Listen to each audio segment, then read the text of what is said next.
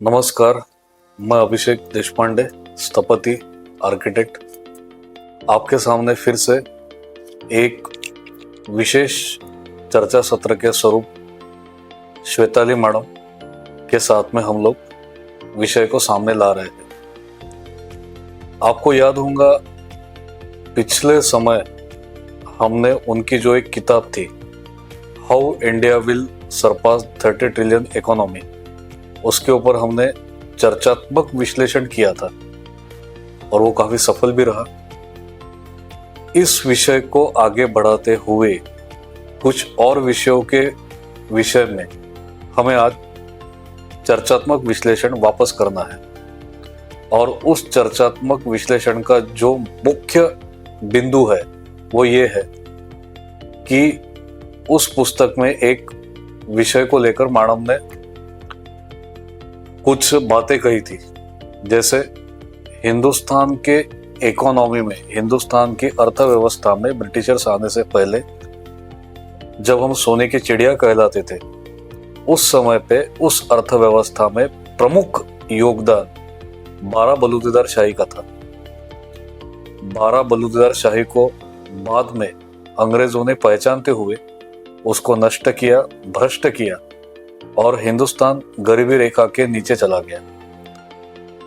तो आज हम सच में ये जानना चाहते हैं, कुछ प्रश्न महाराष्ट्र के राजनीति में, महाराष्ट्र के समाज नीति में, महाराष्ट्र के अर्थनीति में खड़े हुए हैं, जिसमें मुझे लगता है कि इसका जो एक उत्तर है, इंग्लिश में हम सॉल्यूशन कहेंगे, कहीं ना कहीं इसका सीधा विषय वापस 12 बलूतेदार शाही से जुड़ता है और 12 बलूतेदार शाही में ही उसके उत्तर हमें मिल सकते हैं। तो मैडम श्वेताली ठाकरे जी को मैं नमस्ते करता हूं और उनसे आग्रह करता हूं कि as a economist, as a एक फाइनेंशियल एनालिस्ट, और सबसे बड़ी बात आती है कि वो जिस समाज व्यवस्था से निगड़ित है, तो मैं उनको एक कहूंगा कि वो एक कृषक कन्या है और आज भी इतने बड़े स्तर पे वो काम करती है, लेकिन उनका जो एक कृषक का अभिमान है वो आज भी हमें साफ देखने को मिलता है। तो श्वेताली जी, आपने किताब लिखी, उसको प्रधानमंत्री से लेके, मुख्यमंत्री से लेके, राज्यपाल या अन्य कई महोदयों के साथ में उसका आपने चर्चात्मक विश्लेषण भी किया, चर्चा सत्र भी हुए, हमने पेपर में भी पढ़े, टीवी में भी देखे। क्या जो बिंदु आपने उपस्थित किए, खास करके 12 बलूतेदार शाही, क्योंकि जब आपकी किताब आई थी तो उस समय पे सबसे बड़ी एक भ्रांता थी कि क्या हिंदुस्तान सही में 30 ट्रिलियन की इकोनॉमी पार कर पाएगा, लेकिन आपकी किताब पढ़ने के पश्चात वो भ्रांता बोलिए या उसके विषय में जो एक संभ्रम था, वो आप मान के चलो काफी हद तक दूर हो गया। लेकिन सवाल ये उठता है कि बदलती अर्थव्यवस्था में, बदलती समाज व्यवस्था में, बदलती राजनीतिक व्यवस्था में जो आपने केंद्र बिंदु बनाया है 12 बलूतेदार शाही का, उसका आज की सिस्टम में क्या योगदान है? आज के परिप्रेक्ष्य में अगर हम उसके लिए विचार विमर्श करते हैं, चर्चात्मक विश्लेषण करते हैं, तो हमें आपसे सुनना है कि अर्थव्यवस्था में तो 12 बलूतेदार शाही ने एक बहुत बड़ी भूमिका निभाई थी, जो हमारे सामने है, जिसको अंग्रेजों ने तोड़ के एक कैपिटलिज्म, जिसको हम भांडवलशाही व्यवस्था को सामने लाया। परिणाम स्वरूप जो देश की विघातक परिस्थिति है वो सबको पता है, आर्थिक स्तर पे तो आपको ज्यादा पता है। तो ये हम जानना चाहते हैं कि 12 बलूतेदार शाही का अर्थव्यवस्था में जो कंट्रीब्यूशन है, जो उन्होंने अपना योगदान दिया, इसका मूल बिंदु कहां से शुरू होता है? और 12 बलूतेदार शाही जिसकी आप बार बार बात कर रही है, उसका और भी विषयों को लेकर कोई अपना योगदान है? इसके बारे में शायद मुझे लगता है दर्शकों को, खास करके हमारे महाराष्ट्र वासियों को जानने में रुचि रहेगी।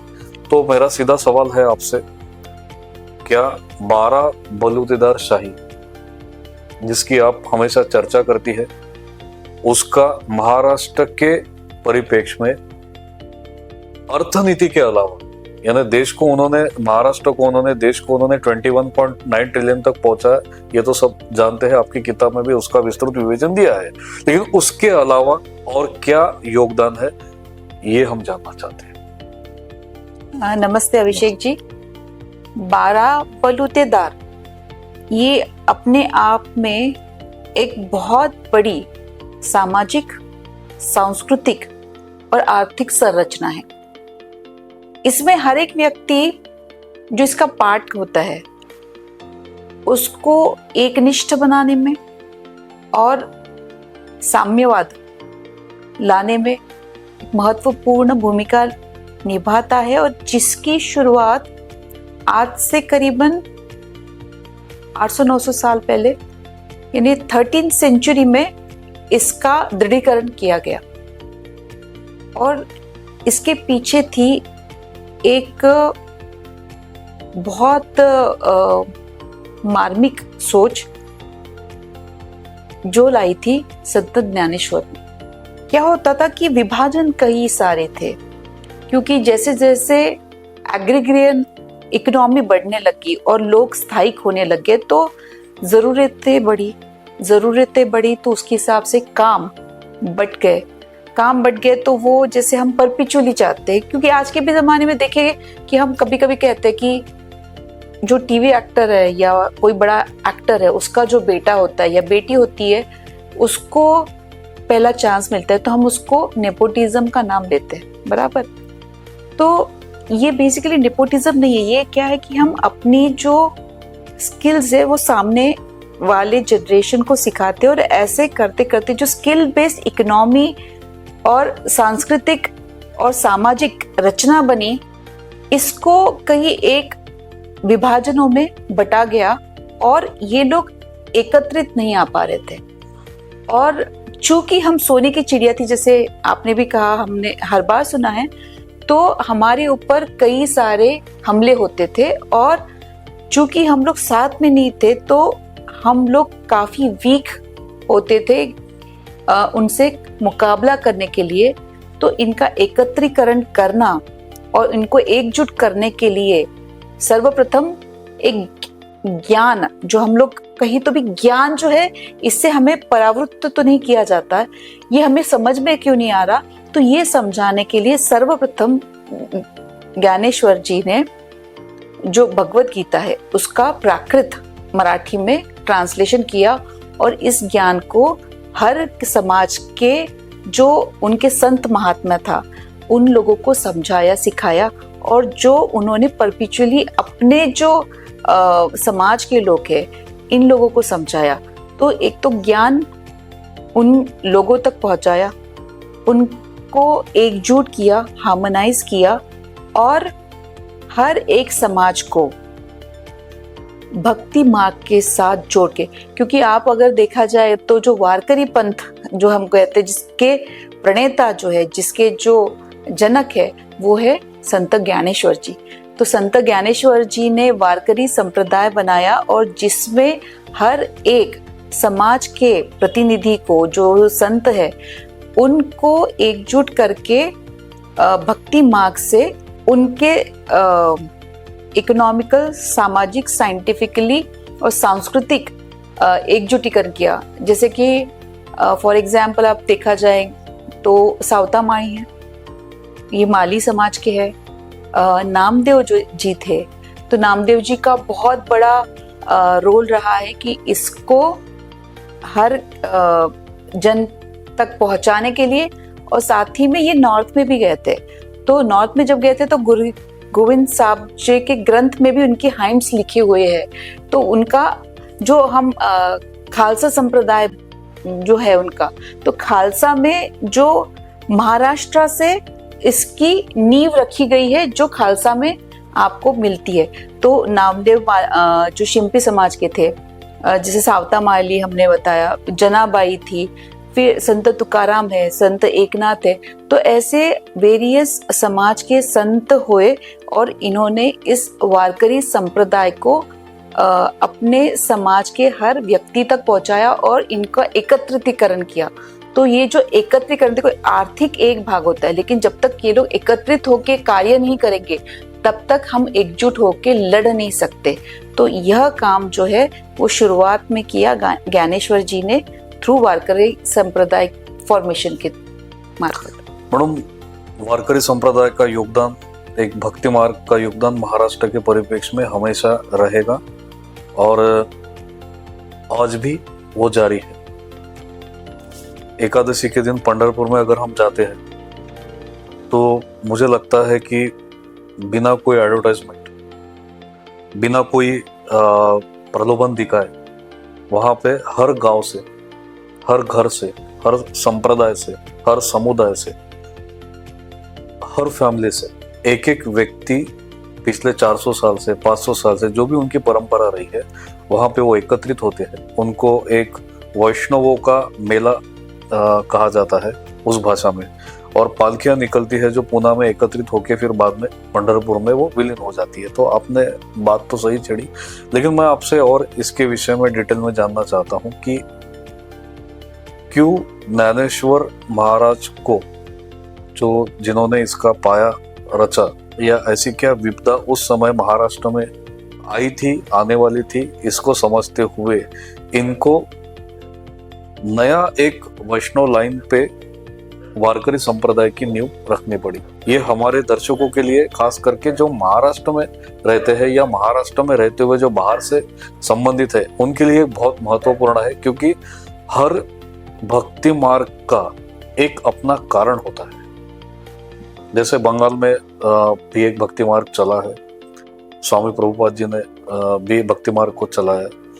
उसके बाद में और भी जगह पे भक्ति मार्ग हमें देखने को मिलता है, लेकिन खास करके महाराष्ट्र के परिप्रेक्ष्य में कि, और दूसरा, उस भक्ति मार्ग को जब संप्रदाय का एक स्वरूप मिला, वारकरी संप्रदाय का, तो उसने ऐसा कौन सा प्रभाव महाराष्ट्र के भूमि में जतन किया, इसके बारे में हम थोड़ा सा आपसे सुनना चाहते हैं। और आपने जैसे कहा कि हर समाज से एक एक संतों ने ज्ञानेश्वर वाणी को या प्राकृत में लिखित ज्ञानेश्वरी को समाज तक पहुंचाया, जिससे सामाजिक मूल्य और मजबूत हो गए। और देखते देखते सनातन राष्ट्रवाद या सांस्कृतिक राष्ट्रवाद की रचना आपको महाराष्ट्र में हर समाज से देखने को मिलती है। तो मैं इसको जोड़ते हुए आपसे एक ही विषय जानना चाहूंगा कि ऐसा क्या हुआ था कि इस रचना की जरूरत उनको पड़ी। मेरे ख्याल से उस वक्त अलाउद्दीन खिलजी उस वक्त भारत में आ चुके थे और उन्होंने आक्रमण शुरू कर दिए थे। उन्होंने पंजाब हथिया लिया था और महाराष्ट्र में उन्होंने औरंगाबाद और देवगिरी भी जीत ली थी। तो यह जो हमारे संस्कृति के ऊपर, जो एक बहुत बड़ा संस्कृति और फाइनेंशियल डिपेंडेंसी के ऊपर जो बहुत बड़ा हमला था, ये ज्ञानेश्वर महाराज जी ने समझ लिए थे। और एक जो वेपन खिलजी यूज कर रहे थे वो थे कन्वर्जन का। जब हम यूनाइटेड नहीं होते तब किसी भी आक्रमणकारी को हमारे ऊपर धाबा बोलना या हमें डिफीट करना बहुत इजी हो जाता है, और हमें अगर उनसे लड़ना है तो यूनाइटेड होना बहुत ज़रूरी होता है। तो पहले तो यूनाइट किया, और दूसरा बहुत एक जो अंतर था लोगों के बीच में कि हमें कहीं से एक विजडम प्राप्त नहीं हो रहा। ये विजडम को जब उन्होंने ज्ञानेश्वरी लिखी तो जो मराठीकरण कर लिया, तो लोगों को उसके कारण जो विजडम मिला, चूंकि हमारा व्यक्ति जो था वो इंडिपेंडेंट भी था, स्वाभिमानी भी था और सत्यशील भी था। तो ये सारे गुण होने के कारण ज्ञानेश्वर जी ने क्या किया कि सबको एकत्रित करने के लिए वारकरी संप्रदाय को प्रस्थापित किया। और वारकरी संप्रदाय की जो रचना थी और उनके जो वे ऑफ भक्ति था वो बहुत इजी था। तो उसमें एक थी सिंपल कि माळ जो है, तो माळ जो होते हैं वो माळ पहनाते हैं। वो पहनाने का भी बहुत सादा सा संकल्प लेना होता है कि आपको आपके समाज के या जो भी आप जिसी को आप गुरु समझते हैं उनके पास जाइए, तो ज्ञानेश्वरी के ऊपर वो माला लगाते हैं और आपको वो माला पहनाने लगाते हैं। और माला पहनने के बाद आपको जो है नॉनवेज नहीं खाना है, सिंपल लिविंग रहनी है, ट्रूथफुल रहना है। तो ऐसे बहुत सिंपल उसके रूल्स है, इसके अंतर्गत आप उस वारकरी संप्रदाय का मेंबर होके कार्यशील हो सकते हैं। तो और दूसरा क्या हो जाता है कि जब वारकरी में क्या होता है कि आप आषाढ़ी एकादशी को, कार्तिक एकादशी, ऐसे 4 जो है उसमें जनरली वारकरी पंढरपुर यात्रा करते हैं। तो जब आदमी कैसे है, वो सामाजिक आदमी है, तो सामाजिक आदमी होने के कारण इन साथ में वारकरी ये चल के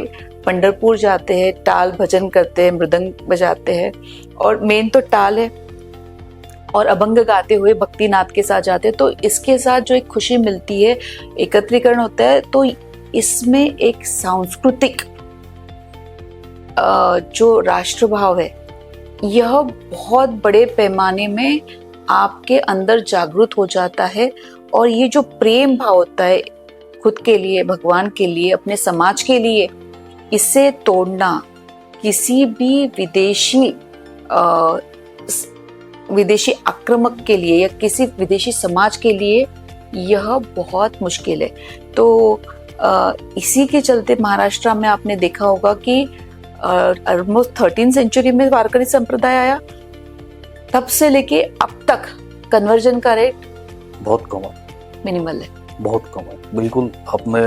और उससे भी और जो लोग कन्वर्ट हुए भी, जहां तक मेरा ऑब्जर्वेशन है छोटा मोटा, वो लोग 2 संस्कृति फॉलो कर रहे हैं। यानी जो जहाँ पे कन्वर्ट हुए वो भी और उसके पहले थे, क्योंकि उनको पता है कि चूंकि मे बी 200 साल पहले भी जिसने कन्वर्जन हुआ वो अभी भी, और उनके 2 नाम भी है, यानी हिंदू नाम भी है और समझो क्रिश्चियन या और किसी समाज का है तो वो भी नाम है।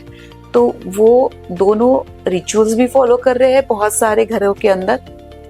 तो ये द्विधा मनस्थिति में भी ये कन्वर्ट होने के बाद कर रहे हैं। यह जो सांस्कृतिक राष्ट्रवाद को हर किसी के दिल में जगा कर एक स्ट्रांगली ब्रदरहुड की भावना जो ज्ञानेश्वर जी ने शुरुआत की, और जो उनके जो बाद में नामदेव, एकनाथ महाराज और फिर तुकाराम महाराज, इन्होंने जो चालू रखी, यह महाराष्ट्र को एकजुट रखने में बहुत महत्वपूर्ण भूमिका निभाती है।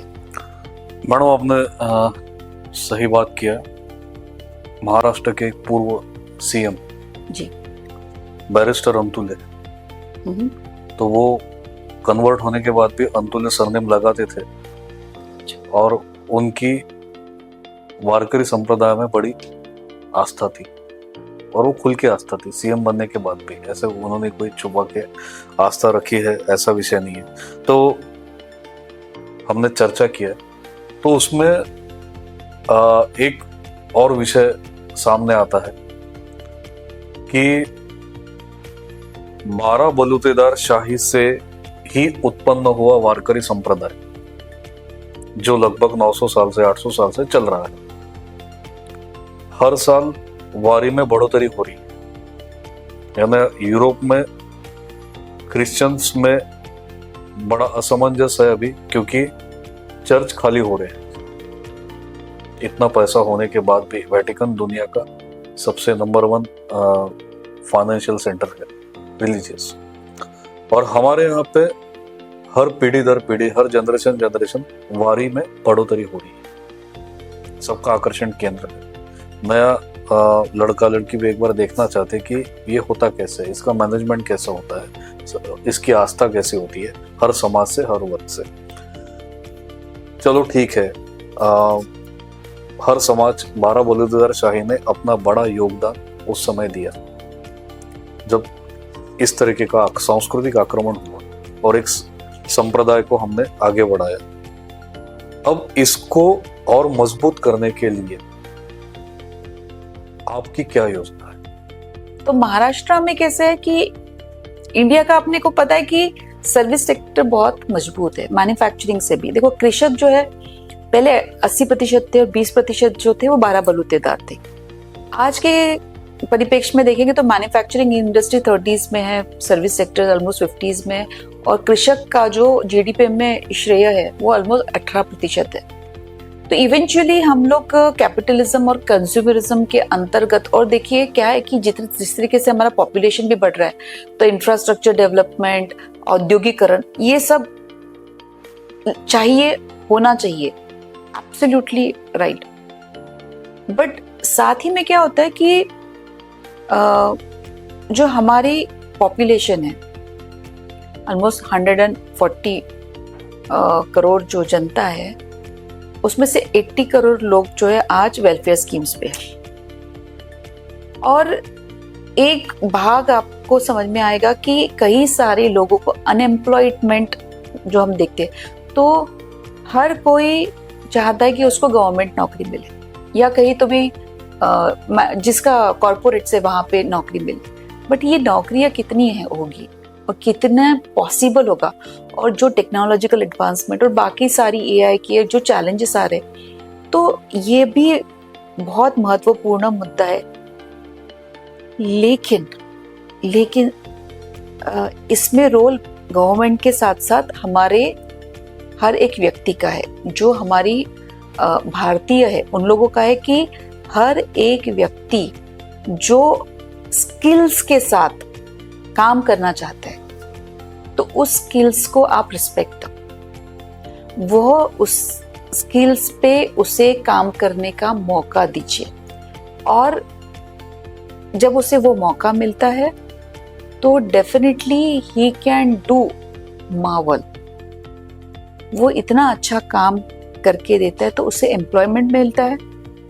सिंस उसका इकोनॉमिक इनकम बढ़ जाता है तो उसको बाकी जो हेल्प्स होती है वो नहीं लगती। तो भारत को स्वतंत्रता प्राप्त होने के बाद जिस तरीके से हमारा ग्रोथ हुआ, उसमें यह जो समाज है ये पिछड़ गया।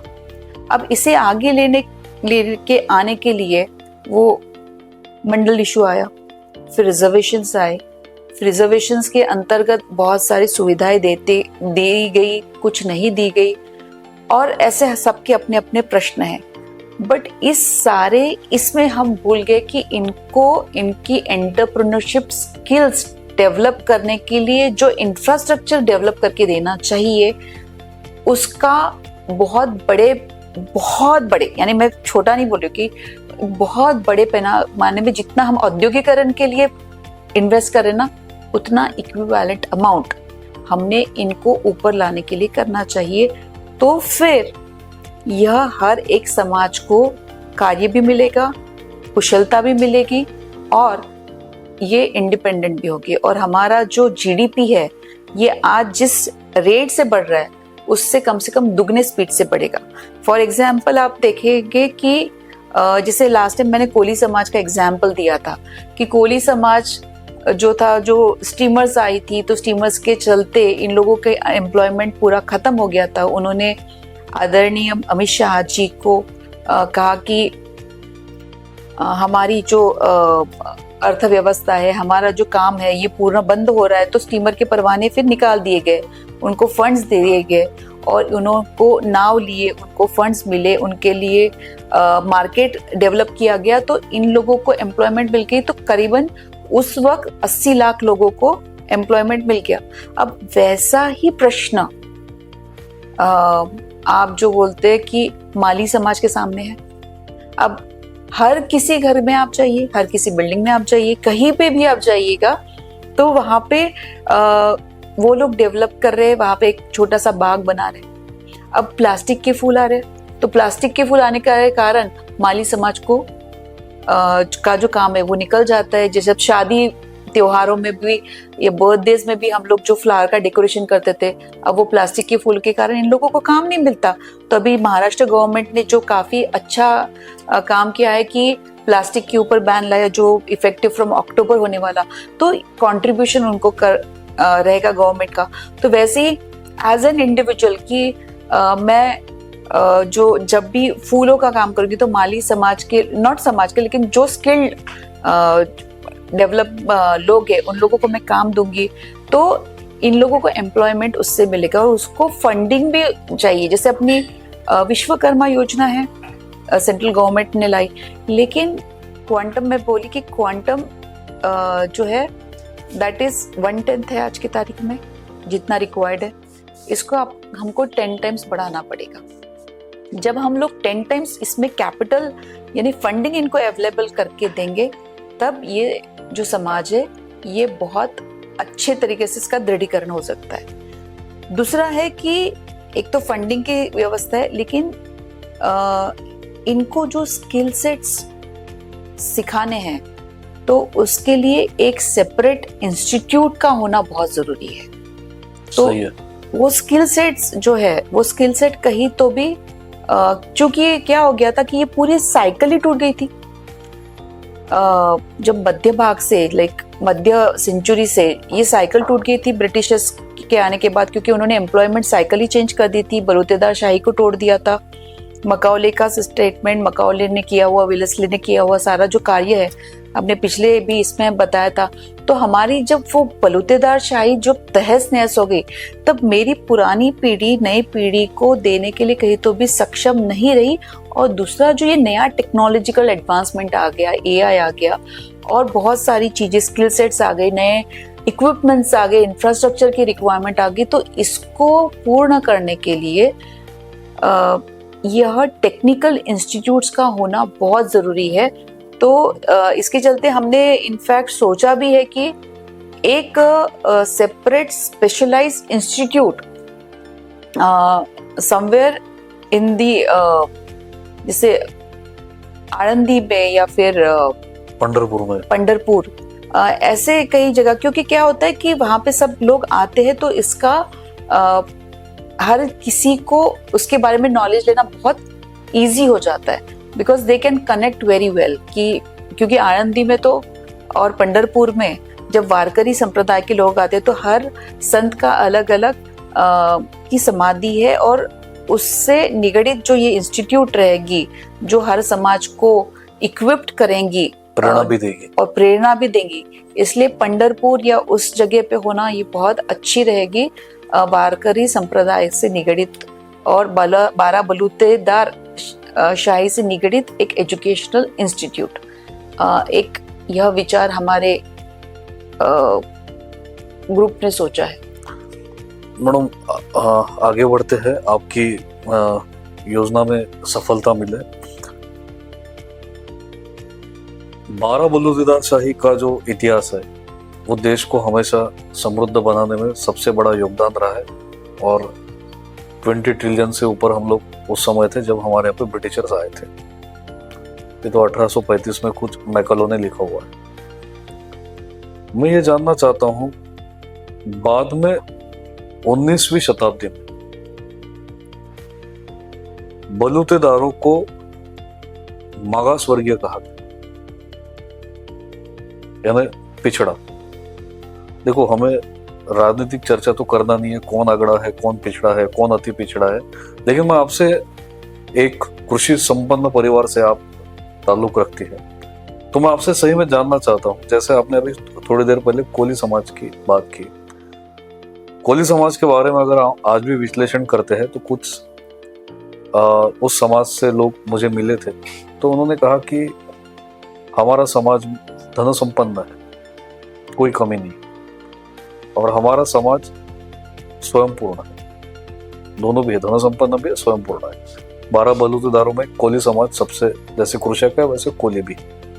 तो मैं आपसे ये जानना चाहता हूँ कि क्या सही में जब अंग्रेजों ने हमारे ऊपर में ये मागास शब्द को डाला कि हम पिछड़े थे, अति पिछड़े थे, इसके पीछे उनकी क्या मानसिकता होगी? एक दूसरा, और ये थोड़ा सा कहीं तो भी कॉन्ट्रैक्टरी लगता है कि देश को संपन्न बनाने वाले बलूतेदार समाज आज देश की इकोनॉमी को 20 ट्रिलियन तक लेके गए, और उनको कहीं तो भी बाद में पिछड़ा अति पिछड़ा कहा गया। तो ये विरोधाभास के पीछे अंग्रेजों की क्या नीति थी, ये मैं जानना चाहता हूँ। इकोनॉमिक्स की बात सबसे बहुत महत्वपूर्ण होती है, और economics is never about money, it is always about the behaviour. आप अर्थशास्त्र पढ़ लीजिए, आप कोई भी देश की प्रगति समझने की अगर कोशिश करते हैं तो इवेंचुअली अभी नई डेफिनेशन आती है कि आप जो है ना हैप्पीनेस इंडेक्स देखिए, हेल्थ इंडेक्स देखिए, वर्क इंडेक्स देखिए, तो अलग अलग इंडेक्स देखिए, GDP just one of it. तो अगर मैक्सिमम 1 लाख लोग आए थे ब्रिटिशर्स भारत में, और हमारी करीबन लोक संख्या 30-35 करोड़ होगी। अब 30-35 करोड़ लोगों को 1 लाख लोगों ने कैसे तोड़ना? तो उन्हें ये जता दीजिए कि आप जो है वो गुलाम है, आप जो है सर्वेंट है। तो ये हमारे दिमाग में भरने के लिए उन्होंने बहुत सारे वेपन्स यूज किए। उसमें से एक था कि आपका जो जिस तरीके से आप रहते हैं, चलते हैं, खाते हैं, पीते हैं, तो जो हमारा पूरा जो रहन सहन है उसके ऊपर उन्होंने प्रश्न चिन्ह उठा दिए, हमारे वर्ण के ऊपर उन्होंने प्रश्न चिन्ह उठा दिए। तो they made us believe that हम लोग पिछड़े हैं। अब क्या हो जाता है कि जब हैमरिंग होता है ना बार बार कि आप पिछड़े हो, पिछड़े हो, पिछड़े हो, तो इवेंचुअली आदमी मानने पे लगता है कि हम पिछड़े हैं। यानी कि अगर आप इंडिविजुअली किसी से भी बात कर लीजिए, चाहे मेरे घर में अगर काम करने वाली जो महिला है उसे भी पूछे कि क्या आप पिछड़े हैं, तो वो मना करेगी, वो समाज का कारण नहीं देगी, क्योंकि समाज के कारण मैं पिछड़ा हूँ, that they are not going to, because मेरे ख्याल से आज वो जितना कमाती है उससे मेरे ख्याल से ग्रेजुएट भी कम कमाता है on an average, because she is making good money. 4 घर 5 घर में काम करती है, उसके पास एक साइजेबल अमाउंट भी आता है, और समाज किस समाज से आती है that is not a question about it. तो ये जो हैमरिंग की है, तो उसके कारण एक बात तो हुई कि हम पिछड़े हैं, यह लोग बोलने लगते हैं जब ग्रुप में होते हैं। तब इंडिविजुअली आप बोलेंगे, इंडिविजुअली आप किसी से भी बात कर लो, ऐसा मेरा मानना है कि इंडिविजुअली अगर आप किसी से बात करो तो किसी को पसंद नहीं है कि मैं पिछड़ा हूँ या मैं मागास हूँ ये बोलने के लिए। दूसरी बात कि अगर 21.9 ट्रिलियन डॉलर तक हम लोग गए थे तो क्यों आ रहे थे ब्रिटिशर्स या कोई भी सल्तनी ताकत हमारे इधर? पैसा था इसीलिए। अच्छा, पैसा कितने लोगों में बटा था? जो भी पॉपुलेशन होंगी उसके अंदर। अगर कृषक 80% थे, 20% अगर हमारे पास बलूतेदार थे, तो बलूतेदार में भी कैसा, अगर आप 1 by 1 देखेंगे कि जैसे हम टेक्सटाइल इंडस्ट्री हमारी काफी आगे थी, तो टेक्सटाइल को वो किसी भी हालत में, यानी इतना एक्सपोर्ट करने के बावजूद भी डिफीट नहीं कर पा रही थी, तो उन्होंने नेक्स्ट वेपन्स यूज किया। जैसे कि पहले तो था कि जिसके पास 1 पाउंड भी था वो तो रईस होता था, तो इनको जैसे पैसे जो देते थे उसका जो मूल भाव मिलता था, तो मूल भाव भी नहीं दे रहे थे। फिर 80 to 90% उसके ऊपर टैक्सेस डाल दिए, फिर भी ये कट डाउन नहीं कर पाए, तो उन्होंने थम्स काट दिए। कोष्टी समाज के थम्स काट दिए। तो इनके पास का तो जो एम्प्लॉयमेंट के जितने भी साधन थे वो तो निकाल दिए। तो इवेंचुअली क्या किया, तो ये जो कोष्टी समाज था उसका आज हमारे नागपुर का सबसे ज्यादा फेमस क्या है? सावजी। तो ये जो सावजी चलाने वाले काफी सारी इसी समाज के लोग हैं। तो they have that skills, you know, वो स्किल कहीं तो भी उनकी छूट गई। लेकिन अगर फिर से ये वापस से इस स्किल सेट में आ जाते हैं तो I think sky is the limit again. तो मागास या फिर पिछड़ा हुआ, इनफैक्ट आप जो ट्राइब्स है उनको तो उन्होंने डाकू करार दे दिया था, तो क्या वो डाकू थे? अब उन्होंने करार दे दिया, हमने समझ लिया, उन्हें जाके 75 साल हो गए, तो हम वही लेके बैठे। ये हमारी बहुत बड़ी दुर्भाग्यशाली व्यवस्था है कि आज भी वो एक सामाजिक विवेचन होता है, वो हम बदल नहीं पाए। क्योंकि आज भी गांव में पुलिस हो या कोई आम आदमी हो, उनको डाकू या इसके नजर से देख रहे हैं। आपकी बात बिल्कुल सही है। बात को थोड़ा सा हम लोग आगे बढ़ाते हैं। जैसे वारकरी संप्रदाय ने उस समय देश के खास करके महाराष्ट्र के परिप्रेक्ष्य में एक सांस्कृतिक परिभाषा को समझते हुए समाज को बचाए रखा। वह उसमें सबसे बड़ा नहीं, पूरा ही कंट्रीब्यूशन 12 बलूचदार शाही का आता है। ये तो उन संतों की अगर हम बात करें तो समझ में आता है। वैसे ही जब औरंगजेब का आक्रमण महाराष्ट्र पे हुआ, पूरे देश को धीरे धीरे औरंगजेब निगल रहा था, और उसकी सबसे बड़ी प्रॉब्लम ये थी कि वो यहाँ पे शरीयत लगाना चाहता,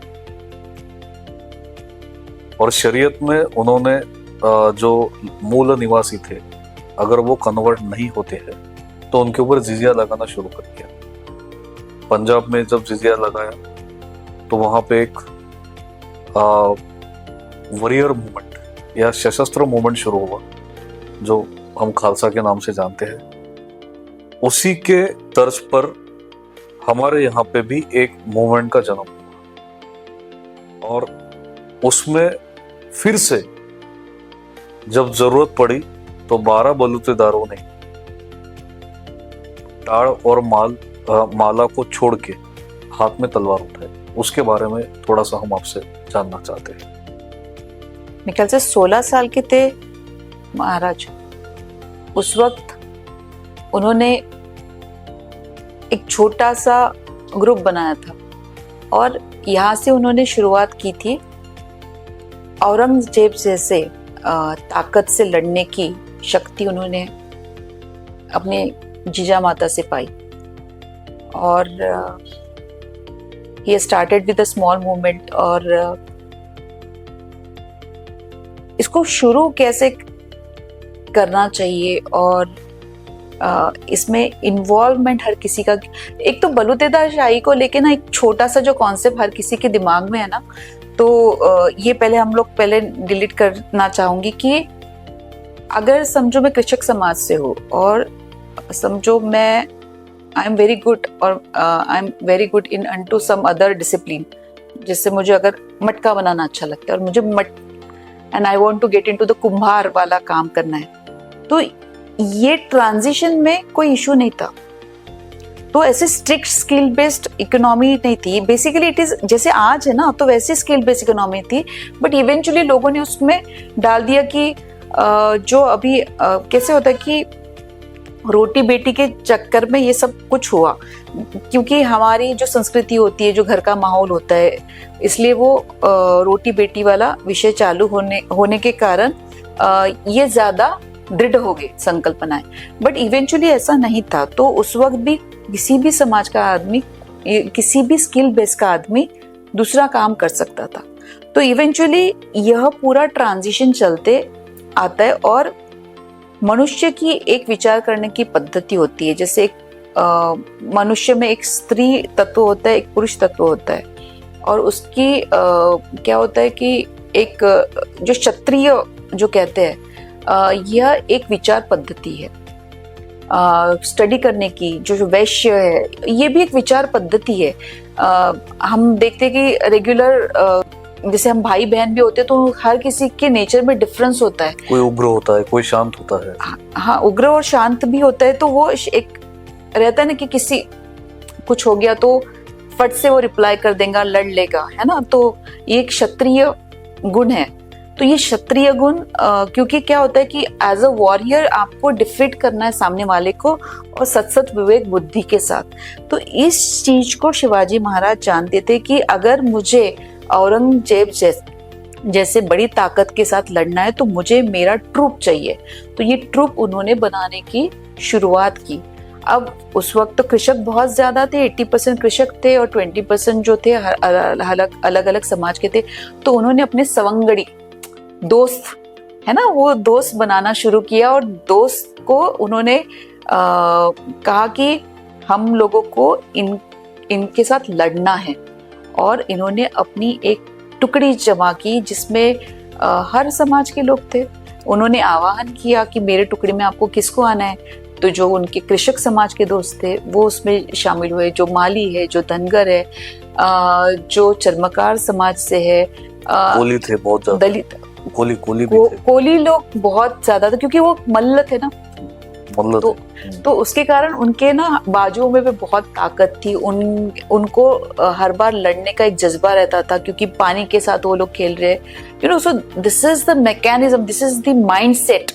तो इसलिए कोली समाज के लोग बहुत ज्यादा थे, जो उनकी जो संगठना थी, जो लड़ी औरंगजेब के साथ, तो ऐसे हर समाज के लोग उसके अंदर उसका पार्ट बने और औरंगजेब को से वो लड़े। तो इसलिए उनकी जो सेना थी जिसका नाम मराठा था, तो ये मराठा सेना जो थी उसमें आपको हर समाज के लोग, कृषक भी दिखते और बाकी समाज के भी दिखते, और उसमें उसके भी सेक्ट्स है, जैसे वॉरियर्स में भी एडमिनिस्ट्रेशन भी आता है, तो एडमिनिस्ट्रेशन के अंदर भी आपको फिर जो वानी समाज के लोग हैं उन लोगों का भी दिखेगा क्योंकि उसमें रेवेन्यू आपको लेके आना है। तो कंट्रीब्यूशन है हर किसी व्यक्ति का उस मराठा कम्युनिटी जो उन्होंने बनाई थी for the purpose of defeating Aurangzeb. और उस वक्त तो बाकी भी जो सल्तनत थे वो तो नीचे जा रही थी, बट यस, औरंगजेब के साथ उन्होंने काफी लड़ाई की। आपका विश्लेषण बहुत सटीक है कि 12 बलूतेदारों में से ही एक वॉरियर फोर्स का महाराष्ट्र में निर्माण किया गया। जैसे कुछ साल पहले पंजाब में खालसा बना था। यस, मराठा के बाद खालसा हुआ, आसपास ही थे 1699 के अंदर, आसपास ही थे उसमें। वहां पे भी उन्होंने हर घर से एक बेटे को फौज में शामिल होने के लिए आह्वान किया और बड़ी संख्या में एक फौज बनाई, वो खालसा नाम से जानी जाती है। वैसे ही आपने विश्लेषण लगभग उसी के करीब जाते हुए मराठाओं का किया है और आपका विश्लेषण सटीक है क्योंकि हर वर्ग ने अपने हाथ में तलवार लेके एक बड़ा योगदान लड़ने में दिया है उसमें। जैसे जब आध्यात्मिक मूवमेंट वारकरी संप्रदाय आया तो हमारे यहाँ पे बाल काटने वाले जो नावी हमारे भाई है, नावी समाज है, तो उन्होंने सेना नावी जी को अपना आदर्श मानते हुए एक बड़ा आध्यात्मिक वारकरी योगदान दिया। लेकिन जब आक्रमण हुआ और लड़ने के लिए समाज को प्रेरित करना था तो जीवा महला जैसे एक बड़े वॉरियर ने भी अपना योगदान दिया है जो शिवाजी महाराज के सबसे करीबी माने जाते थे और वो भी नावी समाज से आते थे। तो आपकी बात बिल्कुल सही है। तो मैं आपसे ये जानना चाहता हूँ कि उसके बाद हम लोग अटक तक पहुंच गए, पाकिस्तान जीत लिया, अफगानिस्तान तक पहुंच गए और 12 बलूतेदार शाही का एक वर्ग जो है वो सेना में चला गया पूरी तरह से। जैसे पंजाब में भी हुआ उसी तरह पर बुंदेलखंड में भी हुआ राजा वीर छत्रसाल के अंडर में। बाद में ब्रिटिशर्स आने के बाद उन्होंने उस ताकत को जान लिया और उसकी एक अपना नई मराठा इन्फेंट्री बनाई जो आज भी कारगिल युद्ध जीतने में जो बड़ी भूमिका निभाई वो मराठा इन्फेंट्री और गोरखा इन्फेंट्री ने निभाई। ये दस्तावेज मौजूद है। तो हम लोग आपसे पूरी तरह से सहमत है कि महाराष्ट्र में कोई भी मूवमेंट हो, किसी भी प्रकार की मूवमेंट हो, आध्यात्मिक मूवमेंट हो या वॉरियर लड़ाकू मूवमेंट हो, उसमें 12 बलूतेदार शाही ने अपना एक बहुत बड़ा योगदान दिया। फिर संत ज्ञानेश्वर के जी के प्रेरणा में या शिवाजी महाराज के अपने इसमें। लेकिन दुर्भाग्यवश आज उसका राजनीतिकरण चालू, ब्रिटिशों ने इसका राजनीतिकरण चालू किया। हमने इसको खत्म करना चाहिए था, लेकिन पता नहीं जो भी राजनीतिक परिस्थितियां बाद में बनी उसको हम पूरी तरह से समाप्त तो नहीं कर पाए। लेकिन एज अ एक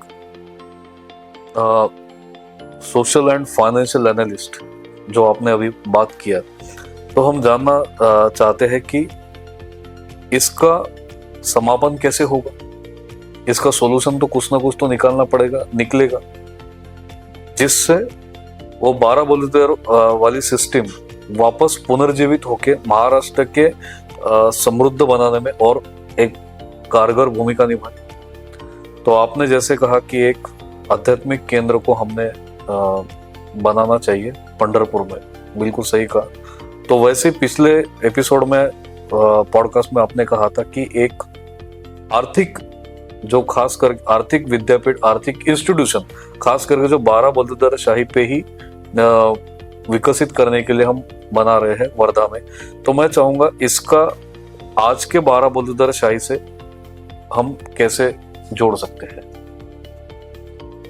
12 बलुतेदार शाही is a skill based economy, और जैसे हमने कहा कि हमारी जो पॉपुलेशन है, इसलिए जो economic model of other country हम लोग यहाँ पे रिप्लिका नहीं कर सकते। और इवेंचुअली हमने करने की जो कोशिश की तो उससे हमने 80 करोड़ लोगों को वेलफेयर स्कीम्स पे वो लोग आ गए हैं। तो यह जो है कहीं तो भी अंडरस्टैंडिंग का जो डिफरेंस है वेस्टर्न इकोनॉमिक्स और इंडियन इकोनॉमिक्स का, वो गैप ब्रिज करने के लिए इंस्टीट्यूट ऑफ इंडियन इकोनॉमिक्स की बहुत ज़रूरी है, क्योंकि ये रिसर्च करेंगे कि हमारा इकोनॉमिक्स एग्जैक्टली चलता कैसा है।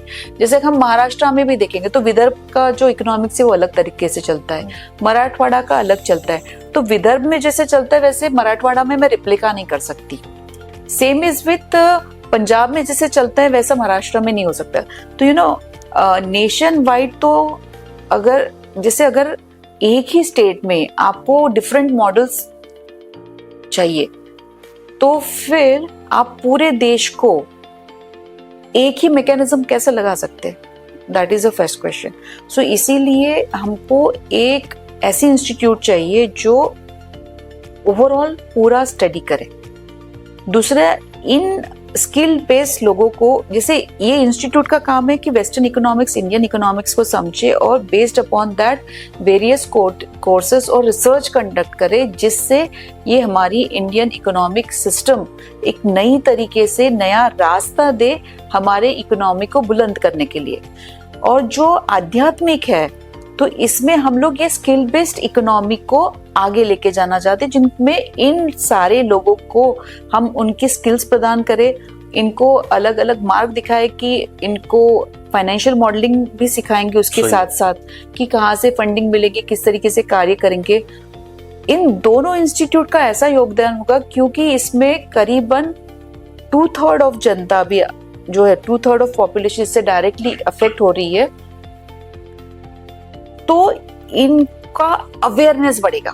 What is more required is कि इन एडिशन टू गवर्नमेंट, खुद का जब तक अवेयरनेस नहीं है ना तब तक कुछ नहीं हो सकता। जैसे हमने लास्ट टाइम भी हमने बोला था कि दिवाली में जब अपने प्राइम मिनिस्टर मोदी जी ने, honourable prime minister of India Modi ji ने आह्वान किया कि स्वदेशी को आप अपनाइए, क्योंकि उस वक्त काफी बड़े मात्रा में टैरिफ लगाना चाहते थे अमेरिका हमारे ऊपर।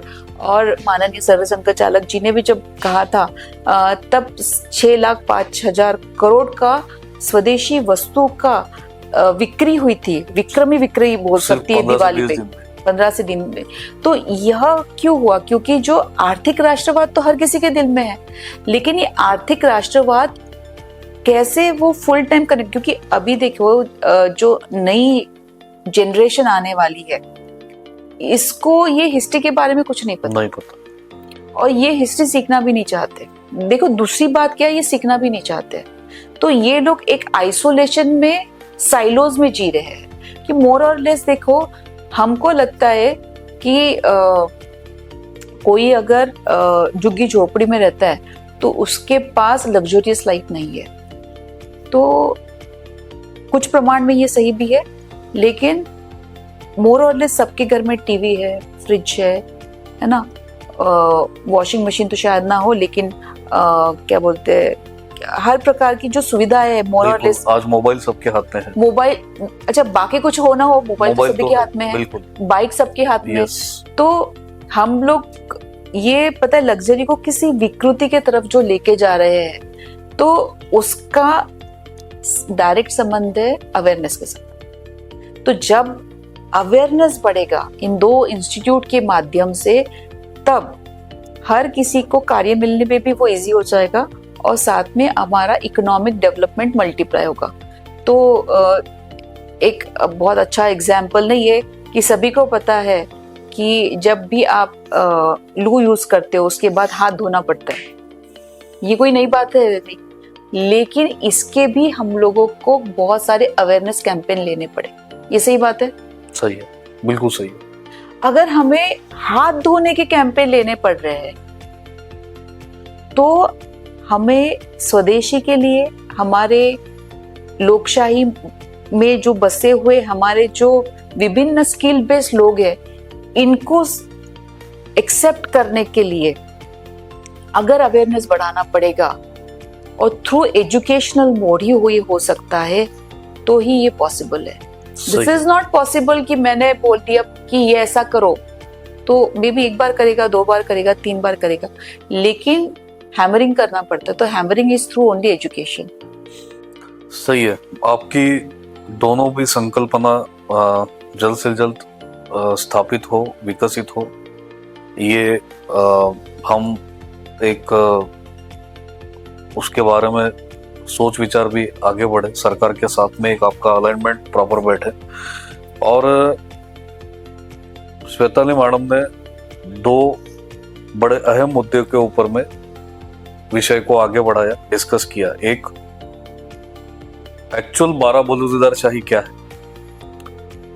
12 बलूतेदार शाही का महाराष्ट्र के परिप्रेक्ष्य में हर समय पे जब आक्रमण हुआ, चाहे वो आध्यात्मिक हो, सांस्कृतिक हो, आर्थिक हो या कोई भी हो, उसमें उसका कितना बड़ा योगदान रहा है। स्पिरिचुअल मूवमेंट, भक्ति मार्ग या वारकरी संप्रदाय में भी उन्होंने कितना बड़ा योगदान दिया है। और खास करके जब बात आई तलवार उठाने पे, तो उसमें भी वो बिना हिचकते उन्होंने आगे बढ़ा। तो निश्चित ही उनकी जो सोच है वो काफी आगे बढ़ाने वाली सोच है। और ये विषय को शायद ही मैं पहली बार उनसे डिस्कस भी कर रहा हूँ और उनसे सुन भी रहा हूँ। तो इसके आगे बढ़ते हुए हम लोग ये चाहेंगे कि 12 बलूतेदार शाही में जो आज के परिप्रेक्ष्य में जो प्रॉब्लम्स हैं, उनको हर बलूतेदार से आप विचार विमर्श करें, क्योंकि आप उसका एक इकोनॉमिक मॉडल बनाना चाहती है, आप उसका एक इंस्टीट्यूशनल मॉडल बनाना चाहती है, आप उसका एक आध्यात्मिक इंस्टीट्यूशनल मॉडल बनाना चाहती है। यहां तक बिल्कुल सही, लेकिन हर बलूतेदार की अपनी अपनी आज के परिप्रेक्ष्य में एक समस्या है जी। तो जो हो गया सो हो गया। ब्रिटिशों ने क्या किया, चलो ठीक है, ब्रिटिशों ने बहुत बड़ा नुकसान किया, ठीक है, लेकिन 75 साल हो गए आजादी। अब हमें ये सोचना है कि हमें आगे करना क्या। ये व्यवस्था हो सकता है कि आगे में भी कारगर बने, लेकिन एक संकल्प होना चाहिए, एक दिशा होनी चाहिए और प्रॉपर दशा होनी चाहिए। तुम आपके साथ वार्तालाप करते हुए, आपके साथ डिस्कशन करते हुए ये तो बात मैं समझ गया कि आपके मन में वो संकल्प भी है, आपके मन में वो एक पूरी ब्लूप्रिंट है कि इस व्यवस्था को फिर से एक एम्पावर करते हुए हिंदुस्तान को 30 ट्रिलियन इकोनॉमी तक कैसे पहुंचाना। लेकिन मैं आपसे एक विनती भी करता हूं कि हर बलूतेदार की, हर समाज से आने वाले वर्ग की अपनी कुछ समस्या है। तो हम चाहते हैं कि हर वर्ग की समस्या को आप शांति से सुने, उसके बारे में दर्शकों के साथ में डिस्कस भी करें और उसका कुछ निष्कर्ष भी निकालें, और उसको आपकी एक आर्थिक प्रणाली जो आप बना रही है इंस्टीट्यूशनलाइज करके, या उसमें कैसे हम सम्मिलित कर सकते हैं, उसमें भी आप इसके बारे में अपना सोच विचार करें। तो हम इसके बारे में शुरू करेंगे जल्द ही, एक पहले बलूतेदार से। जी।